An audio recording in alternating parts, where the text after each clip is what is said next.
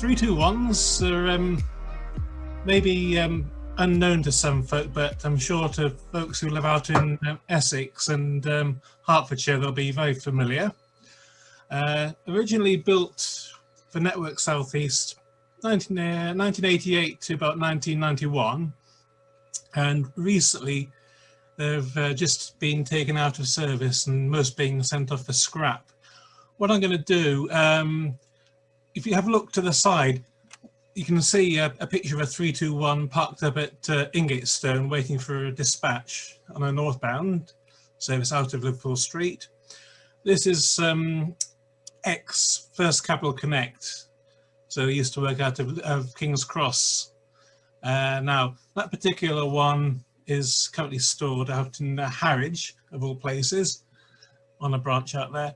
But if we want to move to the next slide, this is the one I've chose to actually do in terms of a livery. This is the Abellio Greater Anglia white with blue door livery. The number of liveries that are actually in existence. There's the red door version, and there's a National Express one as well. So literally, as Andrew Jones has said, the nickname amongst railway staff is a dusty bin, because we all remember the old 321 game from the 1980s.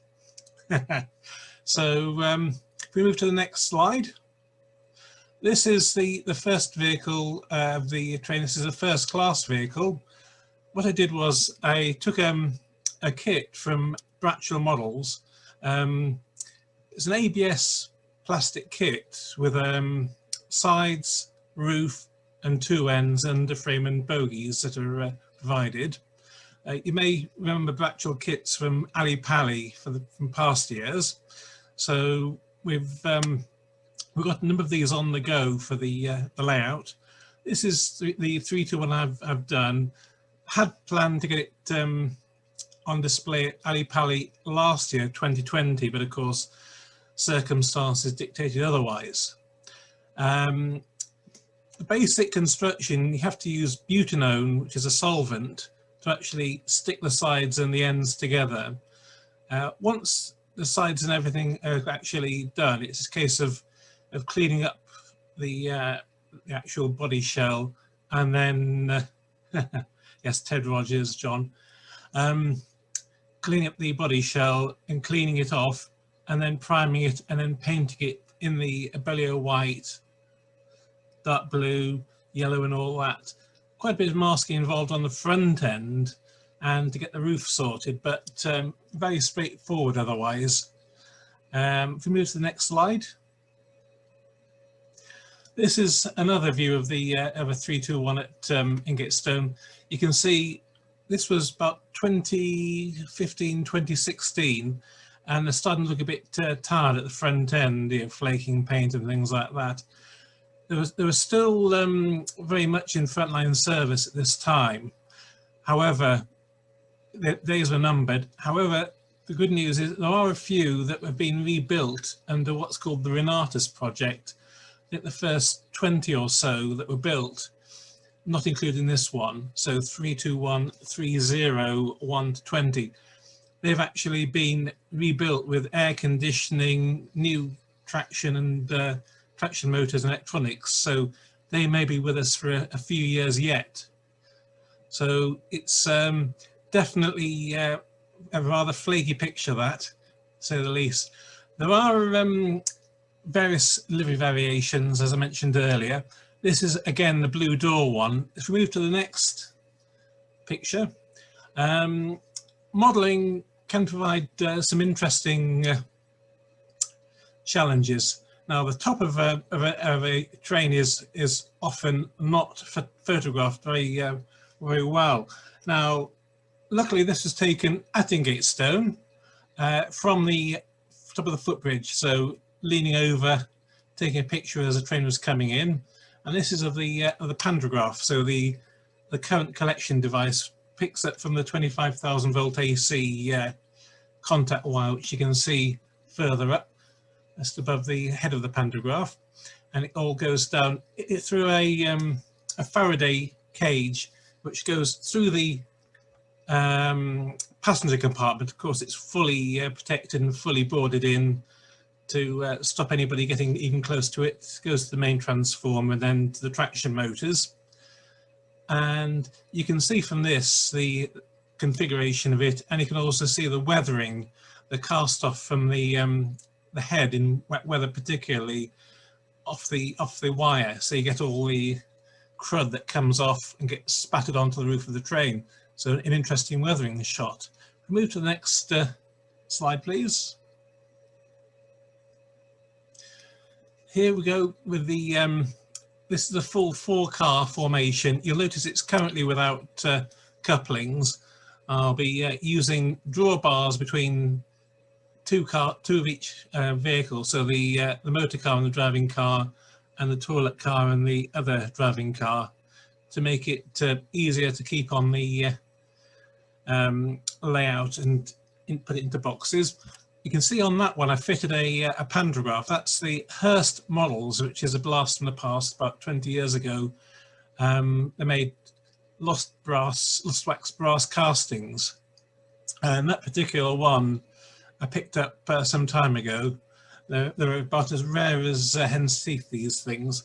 However, with the advent of Bachmann doing their Class 90, which has the same design of pantograph, I don't know if you can see on the screen here, not very easily or visible, but I've managed to obtain from Bachmann Spares their pantograph, which is a bit more robust and more flexible, to retrofit that particular unit.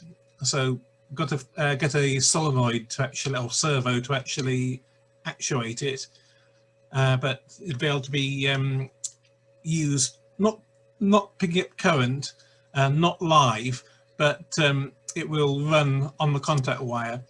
And here are the two driving cars.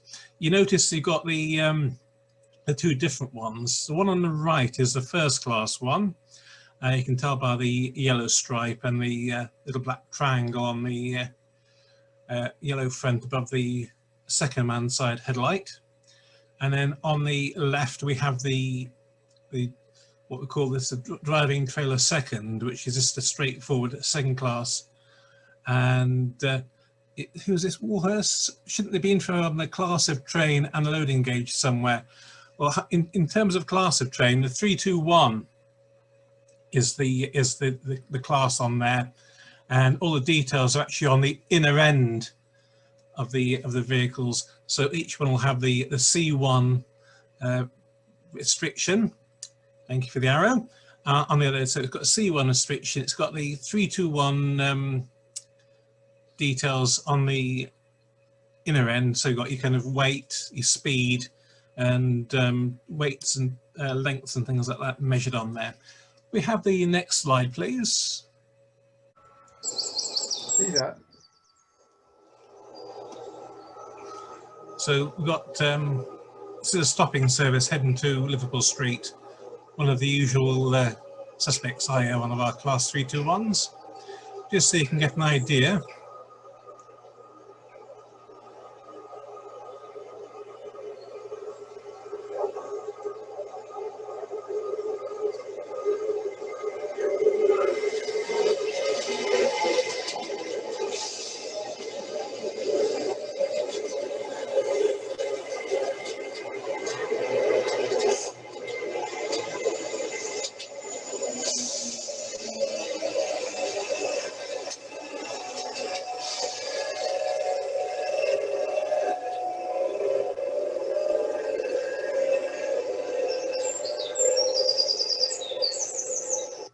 Now, what you'll notice from that, it does, for electric, make quite a lot of noise. You've got compressors and things like that.